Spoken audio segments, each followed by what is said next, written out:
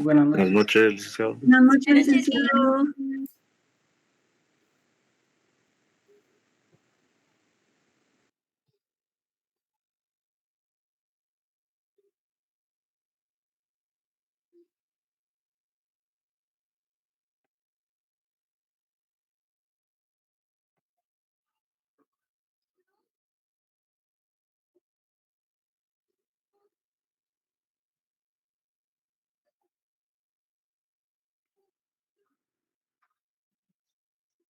Muy bien, jóvenes, vamos a iniciarnos la clase de esta noche y vamos a continuar con asuntos introductorios de nuestro curso. Antier, creo, antenoche, tuvimos la oportunidad de presentarnos y de comenzar a ver lo primario con relación a lo que es el derecho objetivo y el derecho subjetivo. Eso es un mero prolegómeno, no es algo que ustedes ya saben, es algo que ustedes ya conocen, pero que es importante pues como que retomarlo y volverlo a refrescar, porque son elementos que cuando entramos a la materialización de los aspectos ya muy puntuales del derecho, son importantes de tenerlos muy claros, ¿verdad? No confundir pues una cosa con otra. ¿Cómo hago yo los exámenes, por ejemplo? Yo les puedo, así he hecho en otros años, les expongo un caso y les digo, ¿cómo se manifiesta el derecho objetivo en este caso? Entonces, ustedes deben de tener la capacidad de decir, ok, en el basamento legal fundamentado en tal cosa, ¿verdad? Que está dentro del caso. O cómo se manifiesta el derecho subjetivo. ¿Sí? Y si ustedes no tienen claro, ahora, ¿por qué es importante? Es importante porque para litigar debemos de tener claro el alcance y dimensión de cada uno de esos derechos. No podemos nosotros pretender que un caso lo vamos a ganar simplemente porque la ley ordinaria establece un supuesto. No, no, no, no, no. Eso a veces es increíble, pero yo he estado en procesos en los cuales, pues, gracias a Dios hemos podido salir adelante, pero la otra parte dice, no, acláreme, fíjense que a veces usan tan malos recursos, aunque en este módulo nosotros o en este curso no vemos los recursos, eso ustedes lo van a ver en el próximo semestre, pero el tema es de que a veces un recurso de aclaración se constituye en un recurso donde le pide cuentas al juez del por qué y que le aclare, mal utilizando el concepto, del por qué le resolvió de determinada manera. Y eso, pues, obviamente cuando le corren audiencia, porque ahí es el contradictorio es primordial, cuando le corren audiencia a la otra parte, a mí me ha tocado defender y decir, bueno, la contraparte, pues, se equivoca. La naturaleza de un recurso de ampliación o el recurso de aclaración no toca fondo, su naturaleza es esta, su naturaleza aquella, de acuerdo a la ley, y pues uno ya expone, ¿verdad? De acuerdo a la ley. Pero se da porque no se tienen claros los conceptos objetivos, subjetivos, sustantivos o procesales o incluso adjetivos, ¿verdad? A veces incluso no se tiene clara lo que es el control de convencionalidad, el control de constitucionalidad dentro de los procesos, ¿verdad? Yo litigo bastante amparo, gracias a Dios me he tenido la oportunidad. Ahorita tengo 2 procesos de amparo en los cuales estoy litigando. Entonces he tenido la oportunidad de conocer y de entender cómo el buen abogado es un abogado que piensa, que analiza, que investiga y que concluye. Lo hace de una forma muy técnica, muy doctrinaria, pero también con un sentido común muy, muy, muy bien puesto. Eso es bien importante.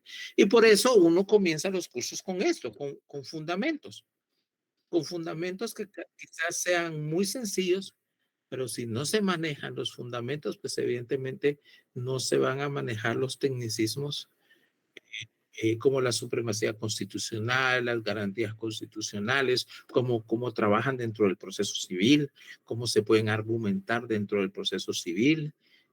Si no se tiene ese fundamento, pues no se va a poder avanzar y pues va a tener muchos sinsabores el litigante porque pues se va a encontrar con muchos bayares en contra. ¿Sí? ¿Estamos claros ahí, jóvenes? Sí, gracias. Ok, perfecto. Bueno, vamos a hablar un poco del derecho sustantivo y del derecho procesal. Ya. Les explico. El derecho sustantivo es el derecho de fondo. Es de una manera general el conjunto de normas que regulan la conducta humana, pero lo hacen de fondo. ¿Sí? Es decir, constituye el basamento primordial de los derechos que gozamos los seres humanos. ¿Sí? Ese es el derecho sustantivo. Es, repito, un derecho de fondo para los que toman nota, ¿verdad? Y los que de todos modos yo les compartiré eventualmente material, presentaciones, lecturas, pero es importante llevar el hilo de la conversación, el hilo de la clase. El derecho sustantivo, repito, es un conjunto, perdón, de normas que regulan la conducta humana y que se determinan como de fondo, ¿sí? Contienen derechos fundamentales, obligaciones fundamentales y regulan las relaciones humanas en prácticamente todos los aspectos. Ese es el derecho sustantivo.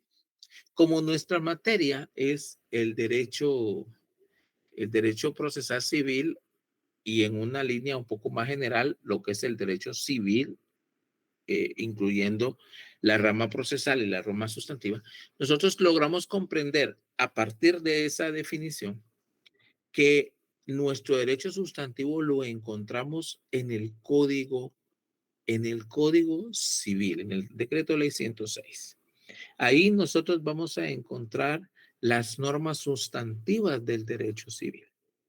¿Qué encontramos nosotros en el Código Civil? Bueno, encontramos las categorías fundamentales sobre las cuales se desarrolla la sociedad. Si yo les digo a ustedes y les pregunto, ustedes ya tienen que tener la capacidad de responder. Eh, a qué edad se adquiere la capacidad de ejercicio? 18 años. La mayoría de edad, Lic. Que es la mayoría de edad. Pero ¿existe la capacidad relativa?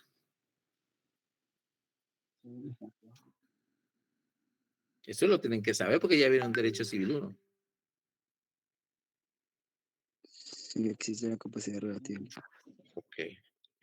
Por lógica, sin necesidad de ser doctor, capacidad relativa quiere decir hay cierta capacidad que se adquiere antes de los 18 años. ¿Quién me da un ejemplo? 14 años. Por ejemplo, licenciado a los 14 años ya puede desempeñar un trabajo. Ajá, muy bien. Eso tiene que ver con el derecho laboral, ¿verdad? Pero está en el derecho, en el Código Civil, si se establece esa capacidad relativa. ¿Qué otra capacidad relativa existe? Otro ejemplo. Alguien por ahí mencionaba los 16 años. ¿Los 16 años para qué? Para su fiesta. ¿Para qué? Estaban pensando en su fiesta, ¿verdad? El, los derechos, en lo que estábamos conversando, licenciado, también es las capacidades que tiene, no solo de adquirir también ciertas responsabilidades, no como adulto, obviamente, sino que, por ejemplo, el tema de trabajar, el tema de, de gozar de, ¿cómo se dice? De recibir una herencia, pero no recibirla Ah, ya en bueno, una eso es a casita. través de un representante. Eso es la herencia, recuérdense que es a través de un representante o un tutor. Y sí tiene que ver con lo que dice el compañero, porque establece la ley que después de los 16 años el tutor puede asociarse en la administración, gracias compañera, en la administración de lo que haya recibido en herencia o en donación o lo que sea. Él tiene ese derecho a asociarse, ¿ya? A eso se le denomina una capacidad relativa. Pero, por ejemplo, ¿verdad?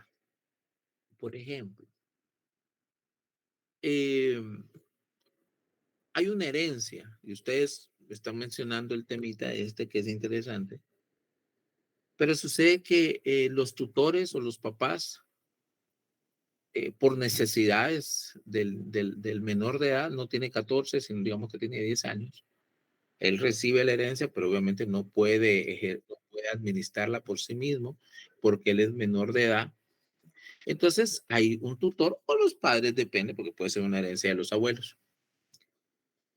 Eh, Supongamos que tiene pues, ciertos bienes, ¿verdad? Pero el niño necesita una operación y esa operación, pues es, digamos, $500,000, pero dentro de la herencia hay suficiente dinero. Pueden vender una casa que vale $500,000. Pregunta, eh, ¿pueden los tutores vender la casa o pueden los papás vender la casa para el uso del menor para esa operación? Si está declaradamente por medio de un juez licenciado, sí pueden. O sea, no tengo el nombre en la punta de la lengua como es el nombre, pero sí se puede. Es mediante un juicio que se llama, no lo tengo, pero no. Pero sí, Juicio de sí se necesidades. puede haber. Esos son juicios de jurisdicción voluntaria que se llaman diligencias de necesidad. Exacto, eso mismo. Diligencias de necesidad. Gracias, gracias compañero. Qué bueno encontrar compañeros que están en la jugada, ¿verdad? Porque eso nos ayuda a enriquecer la clase. Sí se puede, pero ese derecho sustantivo no funciona per se, por sí mismo. Para poder hacer realidad las diligencias voluntarias de necesidad, se llama eso, de utilidad, uno debe recurrir a las leyes procesales. Y es ahí donde ese derecho sustantivo necesita, y ahorita vamos al siguiente concepto, al derecho procesal. Y es por eso, o sea, el hecho de que existe una necesidad hay que probarla. Uno va con el juez y esas diligencias, ¿verdad? De utilidad, esas diligencias de necesidad o utilidad se plantean. Pueden ser de menores, incapaces o ausentes. Así lo determina la ley.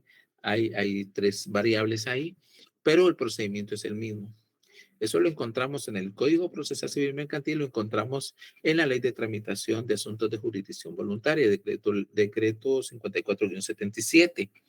Ahí donde ustedes no han llegado ahí todavía. Cuando ustedes lleguen a notariado 3, si no estoy mal, por ahí lo van a ver jurisdicción voluntaria. Y este es uno de los procesos que se lleva. Pero es un asunto meramente procesal. O sea, ese derecho sustantivo, ¿verdad? Ese derecho sustantivo que ustedes ven plasmado en el Código Civil, con la capacidad, con la tutela, con la patria potestad, y pues el parentesco, la filiación, hablando de familia propiamente dicho. Ahora ya no hablemos de contratos también, obviamente ahí están.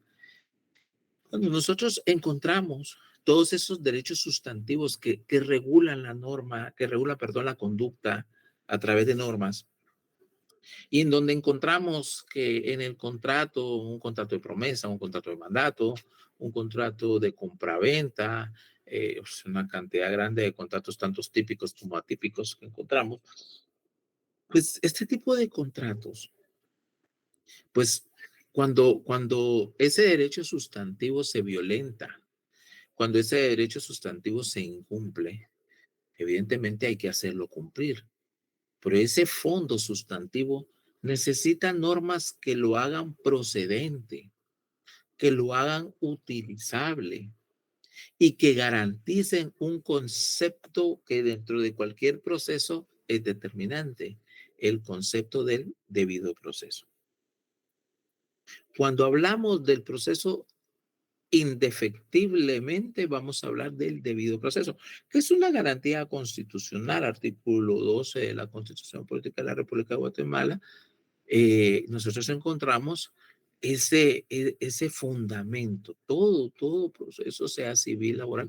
También lo encontramos en el artículo 8 del Pacto de San José, que es un artículo importante para todos los que litigamos, especialmente penal, pero sí tiene una aplicabilidad bastante grande, por ejemplo, en el derecho tributario, en el derecho administrativo, no tanto en el derecho civil, pero sí, aunque se puede argumentar y se puede hacer valer dentro del derecho civil también. Porque no es una norma, el artículo 8 del Pacto de San José contiene las garantías judiciales, una serie de garantías judiciales que son de estricto cumplimiento para los estados signatarios y dentro de los cuales pues Guatemala también debe de aplicarlo. El tema acá es que ese derecho sustantivo que yo les explico, que está en el derecho penal, que encontramos, bueno, en el Código Penal más técnicamente dicho, lo encontramos en el Código Civil, ¿verdad? Y pues lo encontramos también en una parte en el Código de Trabajo, aunque el Código de Trabajo contiene tanto normas sustantivas como normas procesales. Pero encontramos en la parte sustantiva, pues evidentemente las normas sustantivas, pero ¿cómo se logra viabilizar las contrariedades, las violaciones, las denuncias, las demandas de las personas cuando ese derecho sustantivo es violentado o es incumplido o es transgredido? Pues es a través de las normas procesales. Y es ahí donde ambas, este tipo de normas se complementan. Mientras que el derecho sustantivo, como lo hemos explicado, contiene ese conjunto de normas que regulan la conducta humana, ¿sí? Y por eso es de fondo. El derecho procesal o derecho adjetivo es un derecho de forma que está constituido por un conjunto de normas y principios que tienden, ojo a esto, tienden especialmente a regular las relaciones jurídicas, no tanto la conducta humana, sino las relaciones jurídicas, poniendo en ejercicio la actividad judicial del Estado y comprende las leyes orgánicas del Poder Judicial, los códigos de procedimiento y las leyes de enjuiciamiento. Es decir, mientras las normas sustantivas regulan la conducta, por ejemplo, si yo me quiero casar, establece el artículo 78 y siguientes del Código Civil, bueno, qué requisitos tengo yo o qué es el matrimonio, cuáles son los fines del matrimonio. También después, más adelante, me viene a decir, ok, el matrimonio se modifica por la separación y se disuelve por el divorcio, ¿sí? Él me está diciendo cómo las relaciones entre nosotros. Eso es obviamente con relación a las relaciones humanas, pero con los bienes, que es una servidumbre, ¿verdad? Que es una servidumbre o que es un usufructo. O sea, puedo constituir un usufructo a tiempo determinado, un usufructo vitalicio, ¿verdad? Cuando hay una propiedad, ¿cómo puedo acceder a ciertas propiedades? Yo, lo que es la usucapión, lo que es la accesión. Entonces, ahí me regula, me está diciendo que yo en las relaciones jurídicas, en las relaciones humanas, se da mucho el hecho y el acto jurídico. Mientras que cuando vamos al derecho procesal o al derecho adjetivo, ahí el matiz cambia completamente. Ahí va a hablar de relaciones jurídicas y sobre todo de la actividad del Estado. Vamos a nuestra ley para ver algunos ejemplos de lo que yo les estoy diciendo. Tienen su código procesal civil ahí en mano, ¿verdad que sí? Sí, licenciado, así es. Así es, licenciado. Un ejemplo muy, muy sencillo. Cómo esto es distinto. El artículo, vamos a ver, 61. Alguien que lo lea.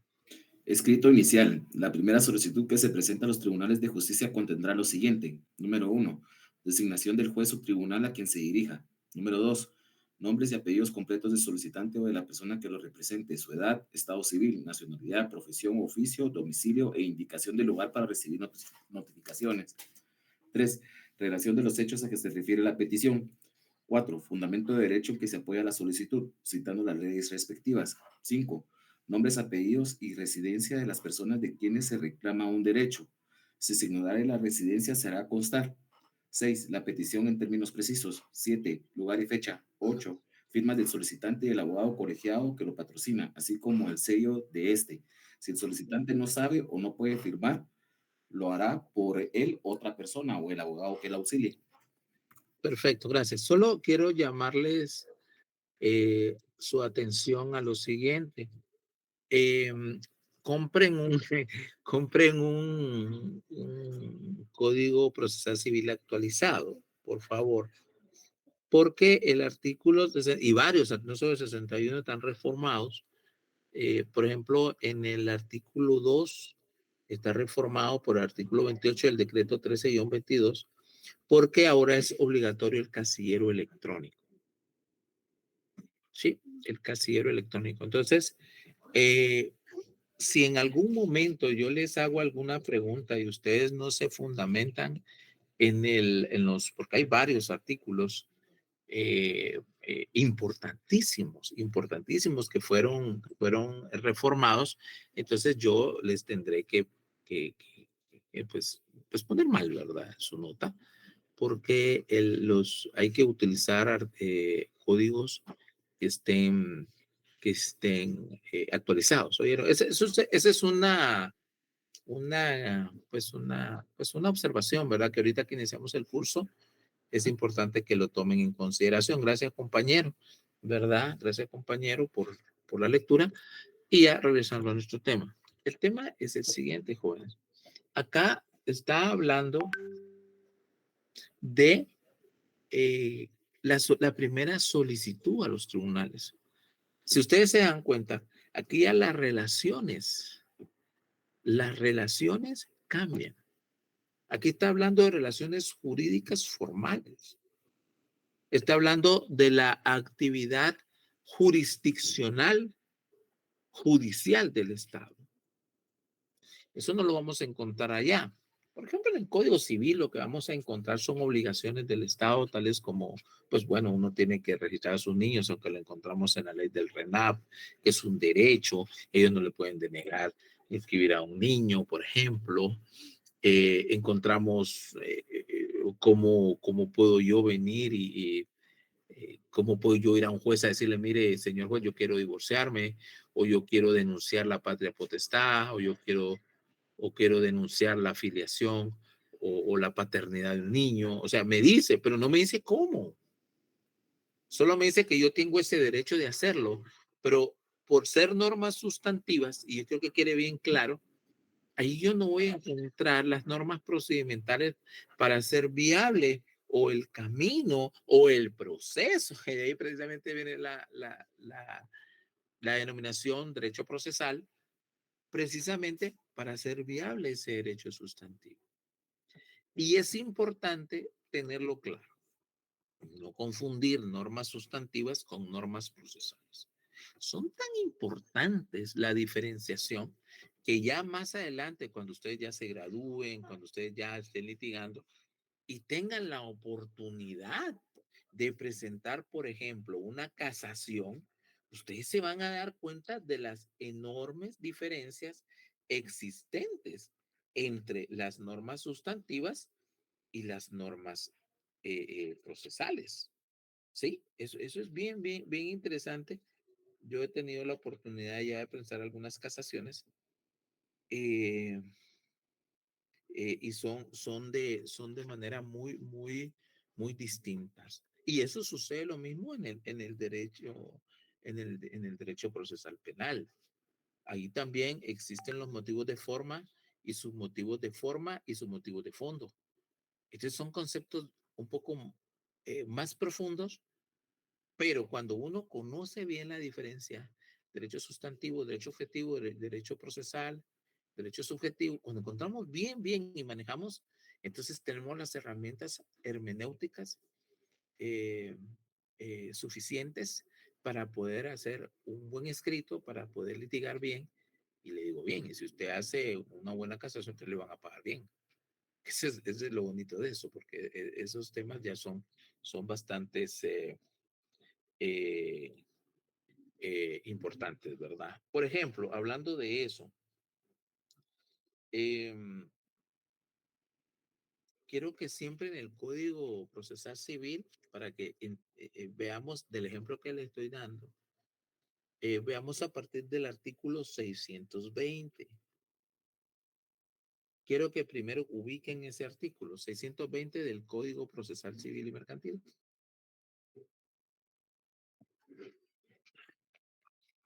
¿Lo tienen? Listo, Alex. Ok. Perdón. Un compañero que nos lea el 620.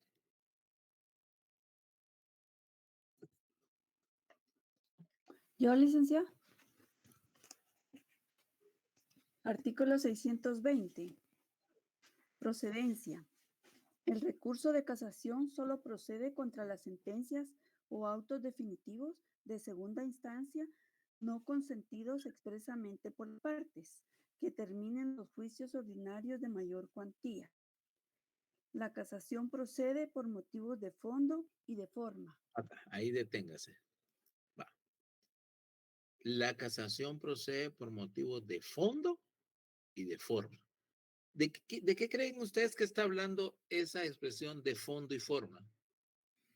En la elaboración tal vez de la redacción, licenciado, por ejemplo, usted ya lo decía, las leyes que se utilizaron de fondo y ya la elaboración tal vez de documentos o planteamientos que no se dijeron, no se hicieron de forma o en la forma que se debería hacer.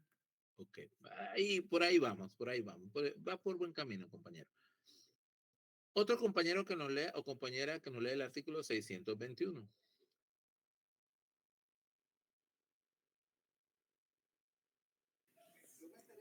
Artículo 621, casación de fondo. Habrá lugar a la casación de fondo. 1. Cuando la sentencia o auto recorrido contenga violación, aplicación indebida o interpretación errónea de las leyes o doctrinas legales aplicables. 2. Cuando en la apreciación de las pruebas haya habido error de derecho o error de hecho. Si este último resulta de documentos o actos auténticos que demuestren de modo evidente la equivocación del juzgador. Se entiende por doctrina legal la reiteración de fallos de casación pronunciados en un mismo sentido, en casos similares no interrumpidos por otro en contrario y que hayan obtenido el voto favorable de 4 magistrados por lo menos. Ok, gracias, compañera. El fondo es el uso de las leyes sustantivas, las leyes o las doctrinas legales. ¿Sí? ¿Qué es un contrato? ¿Cuándo hay prescripción? ¿Cuándo hay caducidad? Sí. De eso está hablando. No está hablando de los procedimientos. Yo presenté una casación, me recuerdo, bueno, en esa época yo trabajaba para un banco, pero no directo, sino en un bufete externo del banco. Eso ya fue hace algunos años. En primera, les cuento, el caso se lo voy a contar así muy rápido. No es que ustedes conozcan de esto, pero para que ustedes tengan claro cómo funciona y cómo se diferencia. Demandaron un seguro. El seguro dijo que no quería pagar porque la persona murió de un infarto y creo que había pagado, solo una cuota. Como murió de un infarto, dentro de las exclusiones que existían en la póliza, era que bajo juramento decía que no padecía de enfermedad renal, de enfermedad crónica, ni de enfermedad cardiovascular. La interpretación del seguro al cual yo defendía en ese momento era de que había una enfermedad previa que no declaró la persona y que por eso murió. Era una persona realmente joven, tal vez unos 38, 40 años, no era grande. Entonces se sustanció la primera instancia y en la primera instancia pues nos dieron la sentencia a favor, ¿verdad? De que no había probado esa, o sea, que se presumía, ¿verdad? Que realmente había una enfermedad debido al poco tiempo que pasó, la edad de la persona, eh, le dio como una neumonía, creo yo, fue algo pulmonar y le dio infarto también. Entonces todo eso se argumentó, la juez creo que ese proceso lo litigamos en el juzgado octavo de primera instancia civil aquí en Guatemala. Era un proceso de, ay, no me recuerdo la cuantía, pero era de mayor cuantía. De un artículo 1039 del Código de Comercio. Cuando obviamente dan la sentencia a favor de mi representante en ese momento, la otra parte apeló y se fue a la sala jurisdiccional, la sala quinta era, sala cuarta, sala quinta.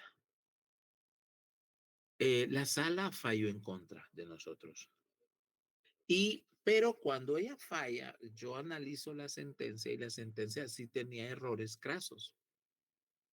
Porque decía la sentencia que cuando, y se fue obviamente al Código de Comercio, a las pólizas de seguro, a los contratos de seguro, que cuando, y fue la parte toral que yo ataqué, en el cual decía, y eso sí me recuerdo bien porque yo hice el análisis, decía que cuando las cláusulas, y eso está en el Código de Comercio, cuando las cláusulas de un contrato sean oscuras, sean ambiguas, o que no sean realmente pues muy claras, ¿verdad? Se interpretan a favor del cliente, no a favor del que crea el contrato en los formularios o en los contratos de adhesión. El tema es que no existía eso. Entonces yo aumenté y me fui al fondo, no me fui a la forma, me fui al fondo. Y yo le dije, señores, ¿dónde está? O sea, ¿dónde está dentro del contrato esas cláusulas que sean oscuras o que sean claras para que se interpreten a favor? No existen. Entonces yo tuve que hacer un análisis bien completo. Creo que la casación tenía 25, 30 páginas, 30 hojas, haciendo un análisis incluso semántico, porque cuando uno litiga a ese nivel, pues no es que usted va a decir, ah, sí, mire, no estoy de acuerdo, porque fíjese que ahí no dice eso, no, uno tiene que hacer una investigación y hace un análisis bastante técnico, bastante profundo, incluyendo pues sentencias también que le favorezcan dentro de la Cámara e incluso de la Corte Constitucional. Se presentó. En ese momento yo me aparté del proceso por razones personales. No, desafortunadamente no sé cuál fue la sentencia de casación, porque como le digo, yo me aparté del proceso, pero sí dejé presentado esto. ¿A dónde voy yo? El fondo es la mala interpretación de la ley, pero no de la ley, no de la ley procesal. Para eso está la forma. Estamos hablando de la ley sustantiva, aunque no diga sustantiva ahí, pero realmente en lo que entendemos sabemos que técnicamente se está hablando de eso. Y la casación de forma, que es el artículo 622, que es largo, no lo vamos a leer, pero basta con lo siguiente, dice, procede la casación de forma, por quebrantamiento sustancial del procedimiento en los siguientes casos. Ahí se dan cuenta, aquí está hablando del ámbito procesal y nos da los varios supuestos, tales como cuando no haya jurisdicción, según el numeral primero, por falta de capacidad o personalidad, según el numeral segundo, por la omisión de las notificaciones, que esto realmente ya es, pues también fue reformado. Aquí no lo dice de forma taxativa, pero sí, esto ya fue reformado de forma indirecta debido a cómo se hacen las casaciones, las notificaciones. Hoy solamente la notificación personal es la primera, las demás son por casillero electrónico. Y así, ¿verdad? Así encontramos varios supuestos, ¿verdad? Por ejemplo, el 6 dice cuando el fallo otorgue más de lo pedido, ¿verdad? Cuando se excede, y lo cual pues no es la ley del organismo judicial, el Código Procesal Civil también, pues le prohíben que se abogue, ¿verdad? Realmente si el juez da más de lo pedido es como que estuviera abogando por una de las partes, ¿verdad? Va. Entonces, esta es la diferencia y profundizo en la diferencia para que ustedes tengan la mejor visual, ¿verdad? De lo que es el derecho sustantivo y el derecho procesal, ¿verdad? ¿Preguntas hasta aquí, jóvenes? ¿Está todo claro? Todo claro, licenciado. Entonces, si ustedes de una vez les voy avisando en el examen, que va a ser presencial, yo les puedo decir aquí en qué derecho estamos en presencia. Un derecho sustantivo, un derecho procesal, norma sustantiva, norma procesal, norma objetiva, norma subjetiva. ¿A qué se refiere? ¿Sí? ¿Por qué? Porque teniendo eso claro, a ustedes no les va a costar nada más adelante las siguientes fases. Okay. Continuamos. Vamos a hablar entonces también de lo que es el derecho procesal.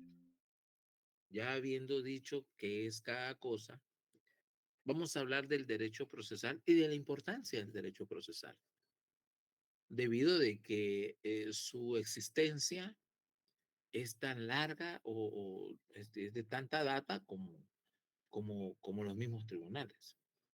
Un tribunal no puede existir sin normas procesales.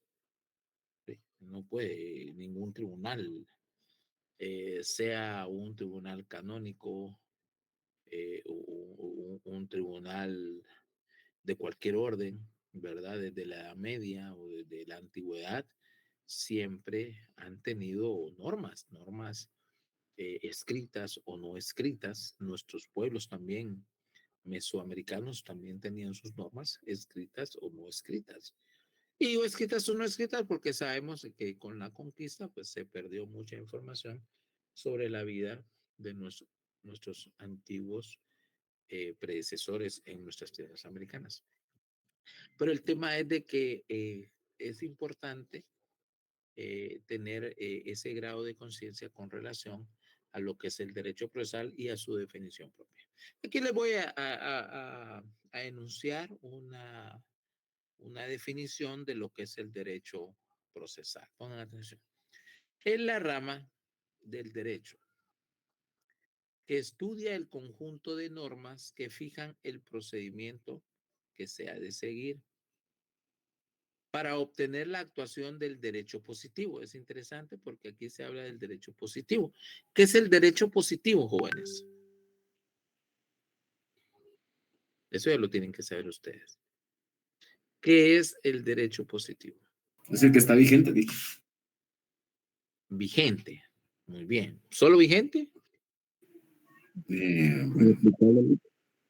¿Mm?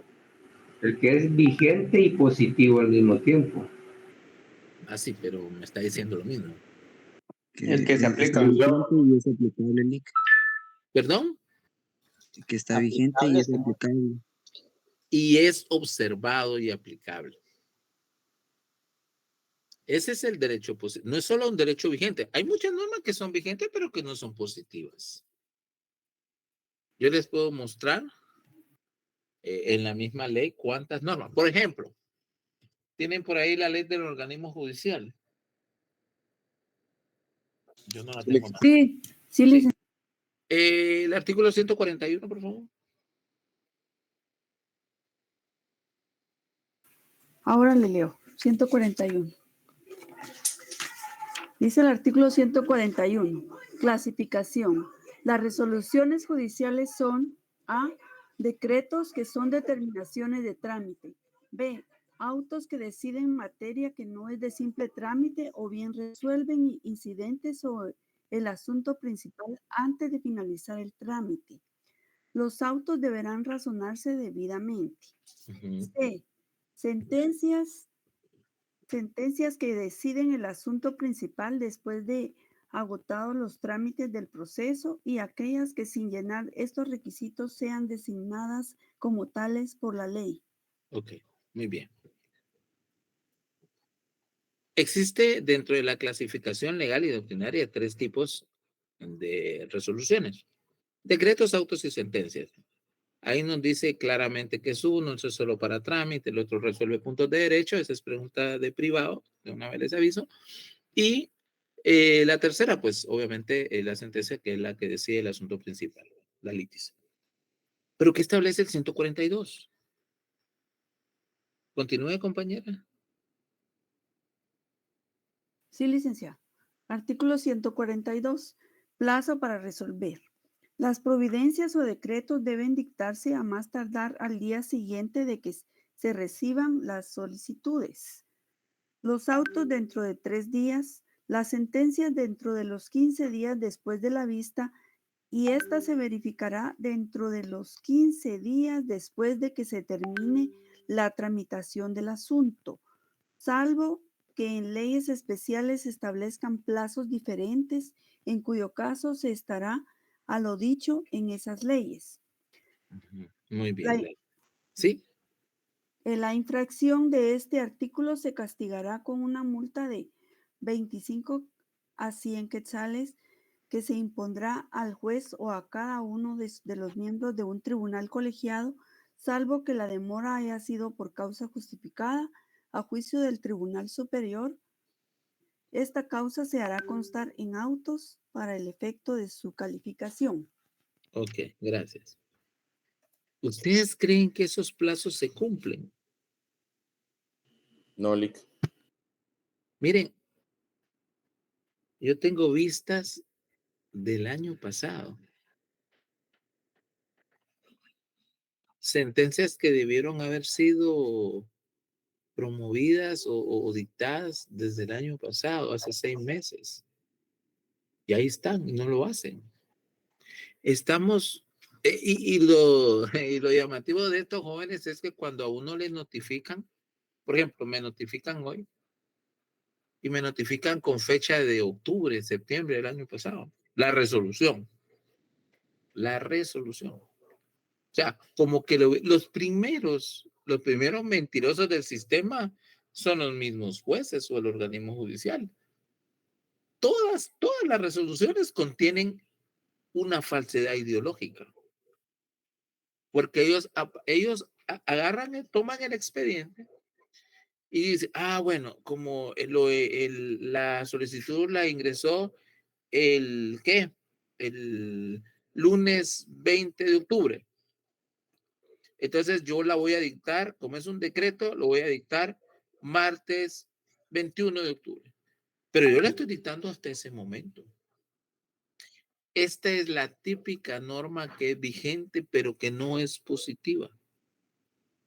Ahí dice que mire que es porque fíjese que es imposibilidad material, le llaman ellos.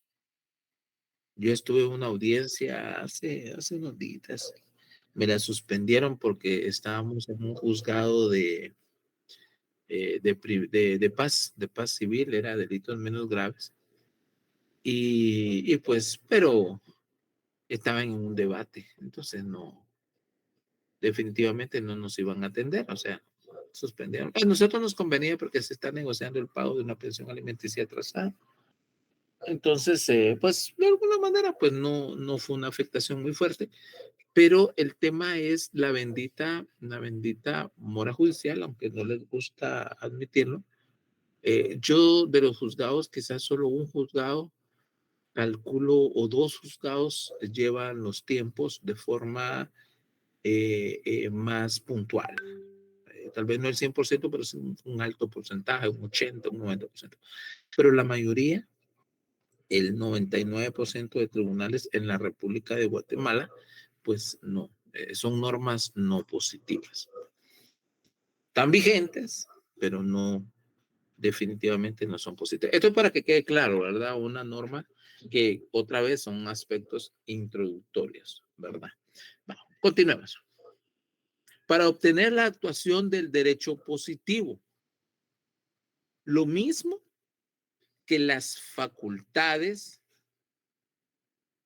derechos, cargos y deberes relacionados con este, y que determinan las personas que deben someterse a la jurisdicción del Estado, así como los funcionarios encargados de ejercerlas. ¿Sí? Es una definición muy completa. La voy a repetir para los que toman nota. ¿Qué es el derecho procesal? Es la rama del derecho que estudia el conjunto de normas que fijan el procedimiento. Ojo con esto, fijan el procedimiento que se ha de seguir para obtener la actuación del derecho positivo. De igual manera, o lo mismo que las facultades, fijan el procedimiento y las facultades, o sea, qué facultades tienen los sujetos procesales, qué puede y qué no puede hacer. Los derechos se refiere, bueno, ¿cómo hago ver yo mi derecho de petición, mi derecho a impulsar el proceso, cuándo es mi obligación y cuándo no es mi obligación? Por ejemplo, llevo un caso de lo que estoy esperando sentencia, un sumario de desocupación, y en ese sumario sucede que la ley establece claramente que la vista no se solicita. La ley establece lo siguiente: el juez de oficio señalará la vista, pero el criterio de la juez, que venía de otra judicatura, decía que yo tenía que pedirlo. Yo me recuerdo que le dije al oficial, pero ¿por qué se lo voy a pedir si la ley establece que cuando se termine el periodo de prueba, el secretario lo hará constar, hace el informe de la prueba y lo remite para señalar vista? Pero no, ella es del criterio que lo pida. Imagínense, criterio, pero la ley no establece eso. No lo invento yo, está en el Código Procesal Civil y Mercantil, está establecido. Bueno, lo voy a pedir. Y cuando yo lo pedí, le dije, no obstante que no es mi obligación pedirlo, se lo voy a solicitar, porque obviamente si no, nunca me va a fijar. Pero el tema es, ¿cuáles son los derechos? ¿Cuáles son las obligaciones? Sí. Y deberes relacionados con el proceso, y que determinan las personas que deben someterse a la jurisdicción del Estado y los funcionarios encargados de ejercerla. Ahí estamos hablando de jueces, magistrados, oficiales, comisarios, notificadores, centros de servicios auxiliares, bueno, ministros ejecutores. Estamos hablando de todos los sujetos procesales involucrados, porque el sujeto procesal son todos los involucrados en el proceso, aparte las partes dentro del proceso.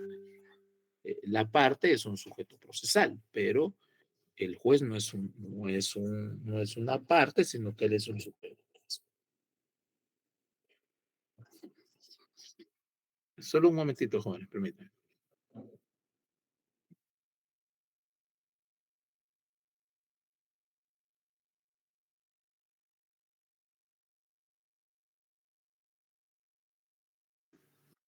Muy bien. Entonces, eso es el derecho procesal. Es un concepto bastante amplio, es un concepto bastante completo que nos va a ayudar a comprender la naturaleza real del proceso aplicado al proceso, al proceso, al proceso civil. ¿Estamos ahí, jóvenes? Sí, licenciado. Muy bien, muy bien. Para avanzar de forma un poco rápida, yo sí quiero hacer una breve exploración sobre lo que es el Código Procesal Civil. Hoy vamos a muy rápidamente, vamos a ver el libro primero. No lo vamos a leer, obviamente, pero sí quiero que ustedes lo comiencen a leer en sus casas, en sus tiempos libres. En vez de ponerse a ver novelas, a ver YouTube, a ver TikTok, pues pónganse a leer la ley. La estructura del Código Procesal Civil es la siguiente. En el libro, tenemos varios libros, ¿sí? El libro primero tiene varios aspectos fundamentales. El libro primero tiene lo que es la jurisdicción y la competencia, los cuales son conceptos que eso no los voy a tocar hoy. Tenemos las personas que intervienen en los procesos, tenemos el ejercicio de la pretensión procesal y los actos procesales, ¿sí? En el primer título, en el título 1, ahí hablamos de los jueces, hablamos de las cuantías, hablamos de las reglas de la competencia. Por ejemplo, cuando existe, cuando es competente un juez, hay competencia por jerarquía, hay competencia por grado, hay competencia por cuantía. Eso es bien importante manejarlo. No podemos ir leyendo, obviamente, todos los artículos, sería lo deseable, ¿verdad? Pero no tenemos el tiempo ni el espacio suficiente para eso, ¿verdad? Entonces, esos temitas son importantes. Sabemos que dentro de la estructura, el organigrama, llamémoslo así, del derecho procesal civil, encontramos los siguientes jueces: el juez de paz, el juez de primera instancia, encontramos las salas de apelaciones, luego encontramos la Cámara Civil. Ese es el orden. Obviamente, arriba de esto está la Corte de Constitucionalidad, pero sabemos sobre temas que ya no son ordinarios, son temas extraordinarios, ¿verdad? Entonces encontramos los jueces de paz, encontramos a los jueces de paz, los cuales tienen una competencia. Esa es una pregunta que le puedo hacer en un caso hipotético. Les puedo decir, bueno, jóvenes, una entidad bancaria está demandando a su cliente por 30,000 quetzales en la ciudad de Guatemala. Diga usted qué juez es competente. Si yo les hago esa pregunta el día de hoy, ¿ustedes tienen la capacidad de responderla? Creo que sí, Lick. Podría, perdón. ¿Perdón? Perdón, Miguel, adelante.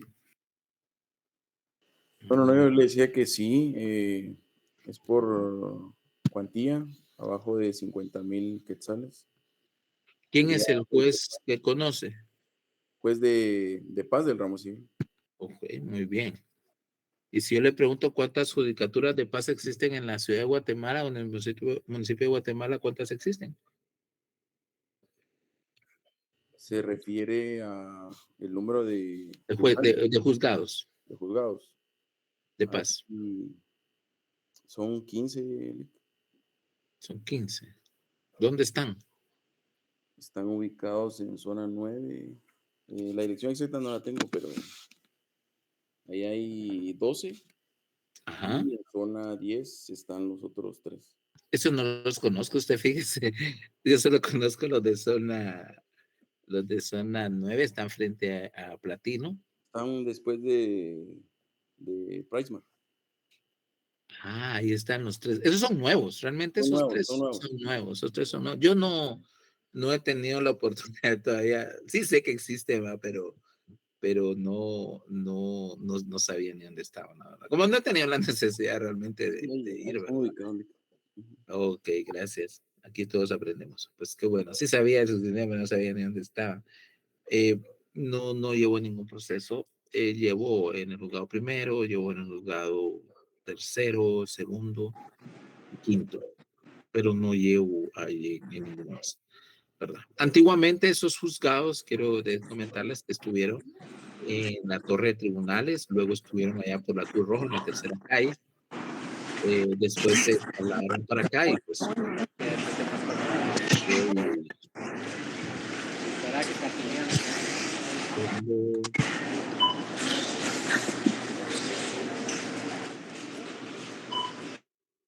ya silencié al compañero. Pues sí, continuamos. Entonces, el tema es de que la respuesta es correcta, pero para poder nosotros manejar esa situación, debemos de leer la ley. Y por eso ustedes ya tienen que comenzar a leer, si no lo están haciendo, tienen que comenzar a leer. Tienen que comenzar a leer su código procesal civil y mercantil esencialmente.